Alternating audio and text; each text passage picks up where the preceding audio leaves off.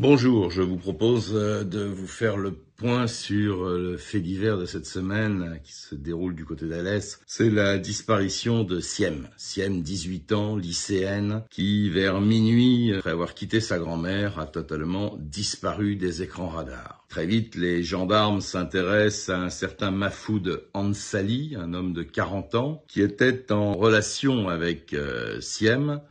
En fait, cette jeune fille était la babysitter des enfants de ce monsieur. Placé en garde à vue, Mahfoud va nier les faits très longtemps. Il va finir par reconnaître entretenir une relation avec elle depuis quelques mois. Il reconnaît ça en toute fin de garde à vue et il précise que cette relation était secrète. Or, ce soir-là, ils ont eu une discussion ensemble et Siem voulait officialiser cette relation amoureuse. Et évidemment, Mahfoud s'y opposait, le ton est monté, ils se sont disputés et il l'aurait étouffé avant d'aller se débarrasser du corps à une dizaine de kilomètres de là, en pleine pampa. On n'est pas obligé de le croire, d'autant que Mahfoud Ansali n'est pas un modèle de vertu. Il compte 13 condamnations à son casier judiciaire, dont 5 qui sont des faits de criminels ou délictuels. Et j'ajoute que le jour où il a été placé en garde à vue, il devait comparaître devant la cour d'assises du Gard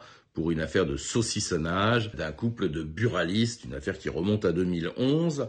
Donc voilà, en quelques années, Mahfoud Ansali a commis un certain nombre de méfaits. C'est sans doute une des raisons pour lesquelles les gendarmes se sont aussi intéressés à lui très rapidement. Alors la France entière s'étonne de ce que cet individu à 13 condamnations et un procès d'assises qui devait s'ouvrir soit en liberté. La réponse malheureusement est très simple. C'est la loi, les faits qu'on lui reproche, je parle pas du meurtre de Siem, je parle des faits antérieurs. Il a purgé toutes ses peines et pour l'affaire de 2011, il n'avait pas encore été jugé, donc il n'était pas sous contrôle judiciaire et il était en liberté. On peut s'en étonner, on peut le déplorer, mais en tout cas, c'est comme ça et c'est la loi. Voilà ce que je pouvais vous dire sur cette affaire.